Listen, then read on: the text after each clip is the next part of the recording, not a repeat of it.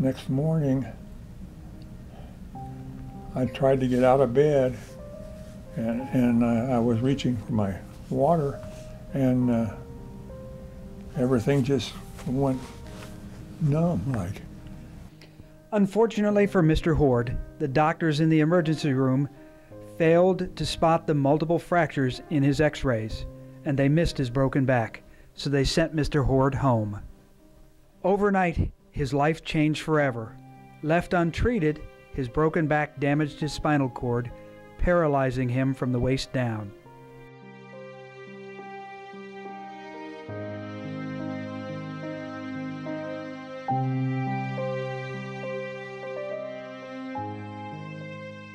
An Ohio law that limits how much doctors have to pay for their negligence stripped the Hordes of a big portion of their award. Without ever hearing a word of testimony, without ever meeting the Hordes, the legislators that passed this law overruled the jury who had heard all of the testimony in the Hordes case. Talking about the jury, they worked so hard. They took notes all the time. They paid attention, and I think what they decided should be what happens. Never again to play golf, never again to dance with his wife.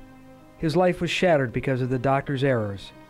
The jury took 2 days to decide on a fair amount to compensate Mr. Horde for being paralyzed. But the law that limits jury awards took away more than 2/3 of his award. One of the hardest things for me to cope with was after being married to him for 60 years and sleeping in the same bed with him for 60 years. That he sleeps out here and I sleep in the bedroom. That was the hardest thing for me to get used to.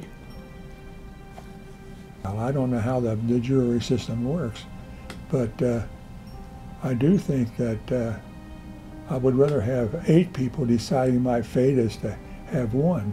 You gotta rely on your fellow man and your fellow people in your cities and country to do the right thing.